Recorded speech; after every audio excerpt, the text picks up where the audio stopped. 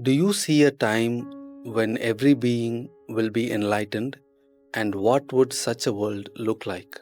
It has to begin here because the timeline is here, isn't it? Because the timeline is here, I think we have to begin from here and east or west, how do we go? West is easy, a large part of it is Atlantic. East is too many people. So, is it possible that everybody could be enlightened one day? And if such a disaster happens, how will the world be? Unfortunately, there is no such danger as yet. But is it possible? In theory, it is definitely possible. Why is it not possible?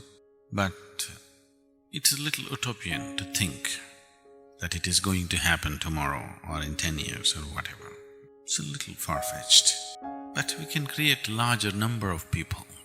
I bumped into an enlightened being in a vegetable market one day. Did I tell you about this? I like vegetable markets in India, right? Even here, if it's a farmer's market, I love it. If I go to any town, I go to the vegetable market, even if I have no vegetables to buy. I just walk through the vegetable market, bargain with them, talk to them, walk through the whole market, maybe buy something sometimes, otherwise just like it the way. In India it is good, really different. You go there and somebody says 25 rupees, then you say 5 rupees and then… This bargaining is not against each other. It is a different way of communicating with people.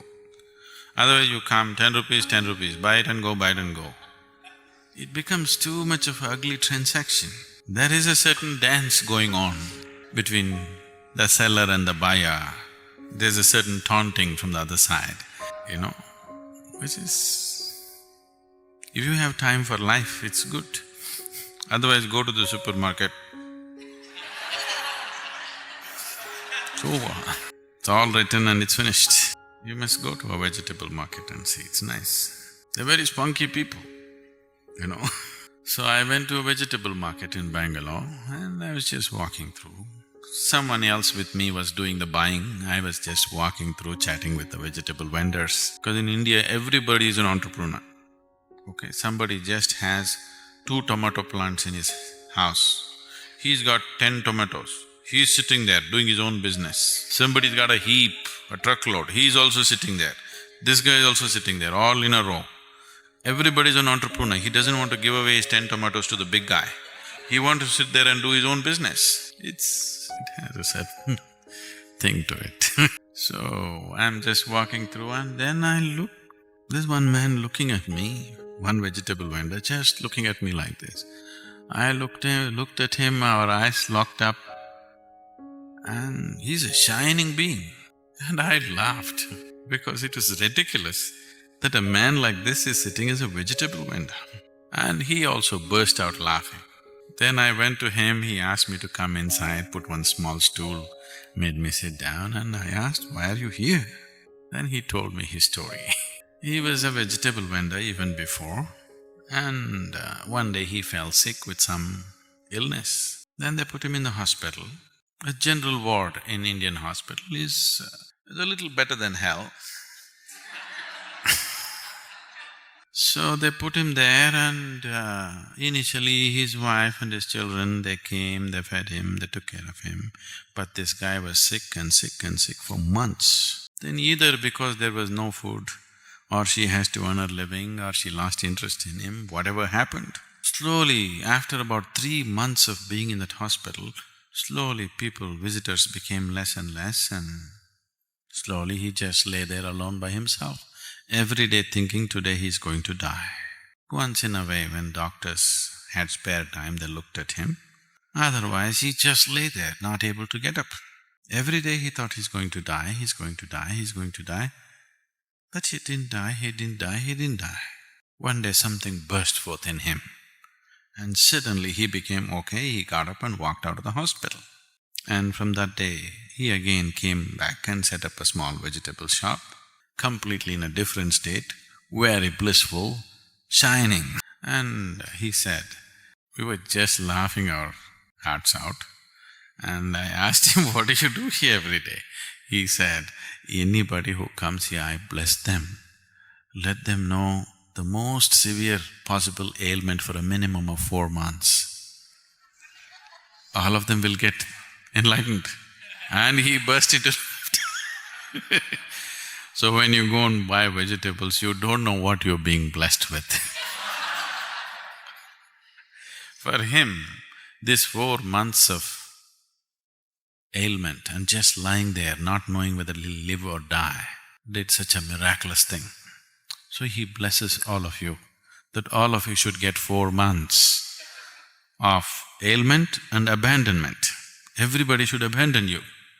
You just lie there, not knowing whether you'll die. Maybe you will die today, you will die today, you will die today, but you don't die, you don't die, you don't die. You go through despair, frustration, works. Then when you see, it is not about somebody abandoning you, it is not about this, that. It is just that life is still throbbing within you, that's all that is. That is all there is, isn't it? Yes? All the other nonsense came up because this is still on, isn't it so? This is still pulsating within you. And the significance of that has been lost because of so much entertainment around. If all the entertainment is cut down, when it just… you don't know whether it's going to beat for one more moment or not, and it's on and on and on, 4 months of severe ailment, you may get enlightened. I am not doing such blessing, I have better tools. I am not blessing any such thing to you because I have much better tools, better technology. But we had such a gala time in the vegetable market. So I thought, this is my dream. I would like to see enlightened beings wherever, if you go to the vegetable market, to the butchers or here or there, if you can bump into them, that you don't have to go to an ashram seeking one or to a mountain cave seeking one, you can bump into them on the streets. That would be good enough. All of them enlightened. I have not given up, but it is a little utopian right now. Not that it is not possible. It is possible.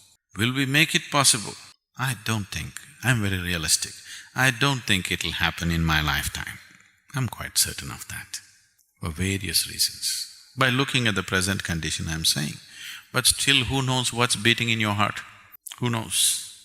I'm sure we can increase the numbers. Whole population. No, there are some hopeless cases. You know a couple of them who are hopeless, aren't they? Don't you? No, we've not given up on you. If we add this many to London, I'm sure we'll bump into them here and there, isn't it? If we had 200 enlightened beings to London city, the whole city will raise. Without sunshine, it'll glow. Because you don't have much hope of sunshine,